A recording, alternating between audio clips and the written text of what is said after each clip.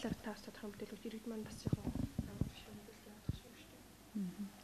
За манай аймгийн нэгдсэн эмнэлэгт бол их хүүхдийн 50 ортой эмнэлэг баригдаж байгаа. Энэ эмнэлэг маань 2013 онд ашиглалтанд орно. Энэ эмнэлэг баригдсанаар л одоо аймгийн нэгдсэн эмнэлгийн төрөх тасаг, хүүхдийн тасгийн ачаал бол тодорхой хэмжээгээр хөнгөрнө. Талбайс хэрэгжин тий. Яагаад гэвэл энд бол бүхэл бүтэн одоо 50 ортой их хүүхдийн эмнэлэг ингэж баригдаж байгаа. Тэр ер нь одоо зөв нэг юм хандлага байна л да. Хүүхдийн эмнэлэг ачаал ихтэй байна. Хүүхдийн эмнэлэг шаардлагатай нас иргэдийн бас тиймэрхүү санал бас байх шүү. Ер нь хүүхдийн эмнэлэг барь хүүхдийн засгийн орыг нэмье гэвэл бас ямар тэмээ заавар журамтай байдгийг хэлээ. Ер нь бол яхан сая би хэлсэн шүү дээ. Хүүхдийн 50 ортой эмнэлэг баригдаж байгаа гэд. Тэгэхээр одоо энэ дээр одоо эрүүл мэндийн яамнаас орны хууль гэдэг нь ер нь эрүүл мэндийн яамнаас ирдэг. Одоо Сүхбаатар аймагт төсвийн төдөн ор ажиллуулна тий. Одоо нийгмийн даатгалын төдөө ор ажиллуулна гэдэг энэ хууль бол эрүүл мэндийн яамнаас батлагдаж ирдэг. Тэгэхээр бол одоо жишээ нь хүүхдийн эмнэлгийн манайд бол 24 ор ажилладаг шүү дээ тий. Энэ 24 орыг зүгээр яг орны санхүүжилтийг тий санхүүжилт талдаа яриад байгаа байхгүй. Санхүүжилтийг нэмэгдүүлнэ гэх юм бол бид нар одоо эрүүл мэндийн газраар дамжуулаад эрүүл мэндийн яамд өсөлт тавьж ингэж шийдэгдэнэ. Харин зүгээр яг одоо дотор хөвтөж байгаа хүнийхээ ор юуг бол бид нар өөрсдөө дотроо зохицуулаад нэмэгдүүлчихдэг л тий. Хүүхдийн тэмээ дасгын ачааллтай ер нь хүүхдийн эмнэлэг барь хүүхдийн дасгийнхаа орыг нэмэгдүүлэх бол бас яг ямар заавар журамтай байдгийг тэр ерөөхдөө одоо хүүхдийн дасгын ачаал бол их байна. Ерөөхдөө ингээд намрын одоо үйл цагт бүр их хэсдэг тийм ээ.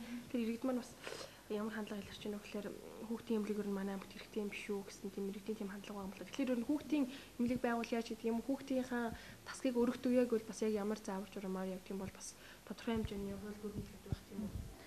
Ер нь их хүүхдийн 50 ортой эмнэлэгч бас яг ийм судалгааны үндсэн дээр баригдсан.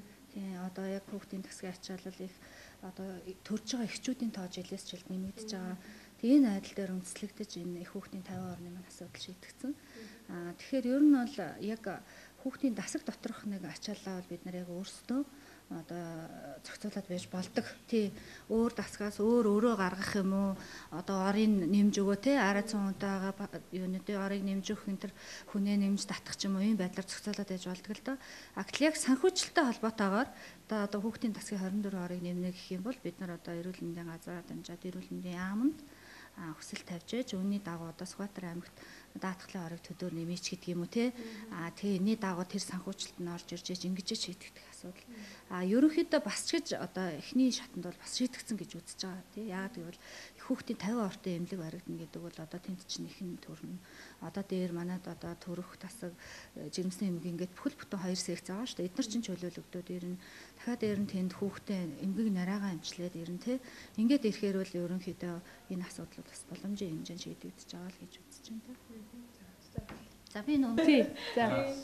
За надаа өөр Монголоос эмчнэр ирж ажиллах шүү дээ. Энэ эмчнэр маань ямар зорилгоор ирж ажиллаж байна? За мөн утахгүй одоо аймгийн нэгдсэн эмнэлэг маань 70 жилийн явуулах гэж байна штэ. За. Энэ ой маань зөвхөн нэгдсэн эмнэлгийнх биш. Манай эрүүл мэндийн салбарын одоо 70 жилийн ой болж байгаа. Тэгээд ийм энэ одоо 70 жилийн ой маань болж байгаа болохоор би одоо нийт одоо аймгийнхаа ард иргэд тий нийт одоо үе үеийн ахмадууд за энэ одоо ажиллаж байгаа ажилтан ажлагчдаа нэгдсэн эмнэлгийнхаа хамт олонны болон өөрийнхөө нэрийн өмнөөс одоо баярын чин сэтгэлийн мэдлэгээ төвшүүлье. За манайд бол өвөр Монголоос 11 нэмж ирээд за энэ нэмч нар манай одоо ойн арга хэмжээнд оролцсон. Мөн одоо үзлэг хийн те. Нодон яг 1 жилийн өмнө манай одоо нэгдсэн эмнэлгийн 10 эмчил улиастад одоо яг одоо энэ бариа засал те таан одоо ямар уламжлалт эмчилгээний чиглэлээр бас ингэж 10 хоног ажиллаад туршлага солилцоод ирсэн байгаа. Тэгэхээр энэ хүмүүс маань бол нэгдхийг хүртэл байна. Арга хэмжээнд оролцсон бас зарим үед үзлэг хийн. Гэхдээ янз бүрийн одоо манай аймаг орон нутгийн үзэсгэлэнт газар ч гэдэг юм уу те түүх туршлагын зөвлөлттэй танилцсан нэмэрхүү үйл ажиллагаанууд хийгдэх байгаа.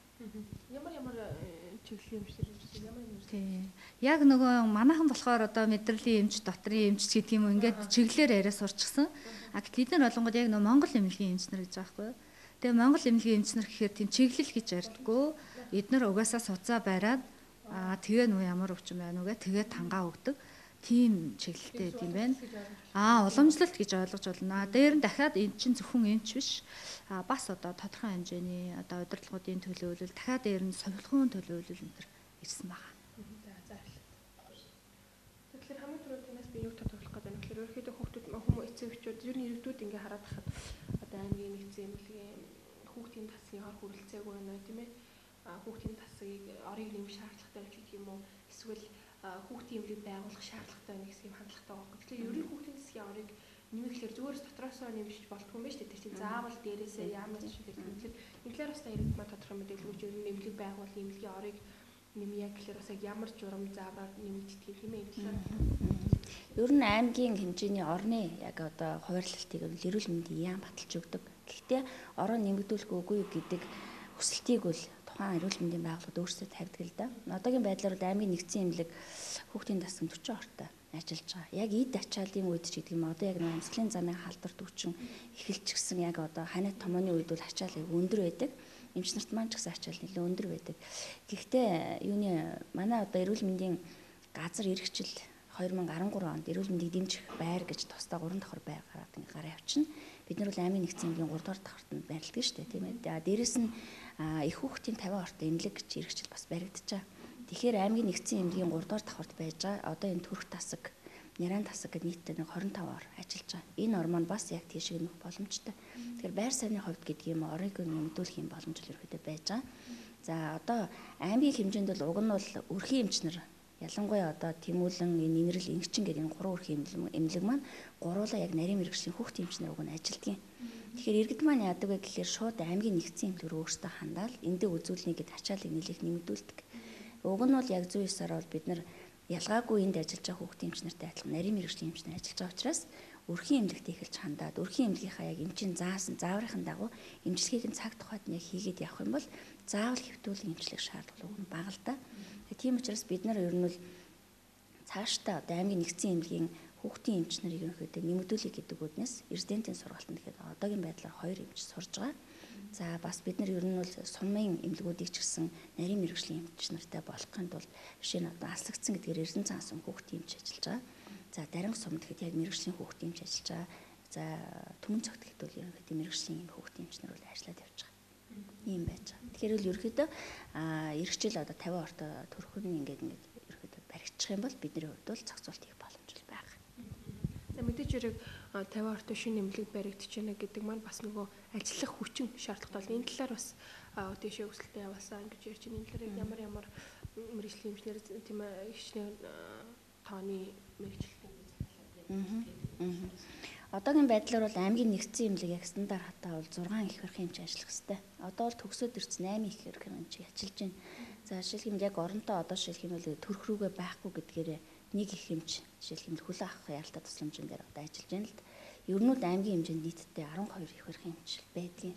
Тэгээ суманд ч гэсэн ер нь Эрдэнэ цагаан за зарим нэгэн сумдад бол бас их хэрхэн эмч нар бол байгаа л да. Их хэрхэн эмч нарын хувьд бол дахиад 2 сурж байгаа юм байж байгаа. За хүүхдийн эмчийн хувьд бол энэ жил нэг төгсөж ирсэн, эх жил бас дахиад нэг хүүхэд төгсөж ирэхээр байж байгаа. Тэгэхээр бидний хувьд бол боловсон хүчнийхээ захиалгыг бол нэмж өгөхөөс гадна энэ дотор байж байгаа хүмүүс маань эргээд нүгэд орох учраас бүр цоо шинээр үүсэж байгаа юм шиг шүү дээ. Энэ 25 ортой тасаг маань ерөнхийдөө 50 болоод өргөжж гин гэсэн. Тэгэхээр өөрөөр хэлбэл тэр 25 ор дээр нэмээд 25 ор нэмээд гарч ийна л гэсэн. Тэгэхээр энэ эхнэрэн тусламжийн энэ 50 ортой төрх тасаг маань ер нь ямар зорилгоор ажиллах юм бэ гэхээр ер нь л одоо манайдар жишээлх юм бол 0-оос одоо 2 насны буюу 2 сартай хүүхдүүд буцаад эмнэлэгт жишээлх юм гэрээ гэвтээ гэхэд бид нар энэ том хүүхдүүдтэйгээ цуг аваад байгаа байхгүй. Тэгэхээр бид нар төрх тасаг тусдаа гарчих юм бол эргэж ирж байгаа ялангуяа тэр одоо 2 сар хүртэлх няраагүй л тэр төрх тасагтаа буцааж авах юм боломж нэмэгдэнэ гэсэн үг. Тий тэгэхээр багасна гэсэн үг. Ерөнхийдөө одоо хүүхдийн засагт хэвдэж байгаа хүмүүс маань л 5-аас дээш настай хүүхдүүд нь бол юу ахгүй сахиургүй. За 5-аас доош настай хүүхдүүд бол дандаа сахиуртай байгаа шүү дээ. Сахиуртай байгаад байгаа болохоор бас ачаал нэлээх нэмэгдэж байгаа. Ийм юм байгаад байгаа тийм. Тэгэхээр тусдаа гараад ирэх юм бол би л ачаалаа багасна л гэж бодож байна. За тухайн Сүхбаатар аймгийн эрүүл мэндийн салбарын талынчлалыг олох гэж байна шүү дээ. Таныг бас захирлэгцээрээ бас мэдчилгээд авч байна. За Сүхбаатар аймгийн эрүүл мэндийн салбар 1942 онд анх л баригдаж ирсэн тийм ээ 42 онд энэ аймгийг одоо анх үүсэн байгуулахад бид нар ерөөсөө 2 гэртээ тэгээд энэ мандлын хийд гэдэг газар бол байгуулагдаж исэн. Тэгээд тухайн үедээ бол манай эрүүл мэндийн салбарыг аваад явж исэн анхны хүмүүс манайд бага эмч нар байдгийн 10 одоо бага эмч. За дээрэс нь яг зөвлөлтийн одоо 2 сайтан гэдэг одоо 2 эмч ерөнхийдөө ажиллаад эрүүл мэндийн салбарын тулгын жуулгыг тавьсан байдгийн 47 оноос хойш л ерөнхий хэмжээний салбартай болсон шүү дээ. Тэгэхээр одоогийн байдлаар бол тухайн үедээ харьцуулах юм бол манай эрүүл мэндийн салбар нэлээсээ өргөцсөн. За одоо гэхэд бид нар аймгийн нэгдсэн эмнэлэг, за сумын одоо 12 эмнэлэг, сум дунд эмнэлэг, за өрхийн эмнэлэг, эргээд хоёрын хвшлийн эмнэлгүүд гээд 16 төрлийн одоо эрүүл мэндийн байгууллага нийтдээ одоо 784 ажлагчтайгаар ерөөхдөө үйл ажиллагаагаа явуулж байна. Тэгэхээр Сүхбаатар аймгийн эрүүл мэндийн салбарын үүсч хөгжсөн энэ одоо буурал түүхийг түүхийн буурал түүхийг тий хамтаар бичиж явуулсан одоо алдаа оноо ололт амжилт бүгдийг бид нартай хамт хуваалцаж явсан үеийн ахмад эмч нар за тэдний арга гэрийнхэн одоо ажиллаж байгаа эрүүл мэндийн салбарынхаа бүх хүмүүст энэ түүхтэн баярын мэдчилгээг төвшүүлж байна. 52-т 3 давхар гэсэн үү?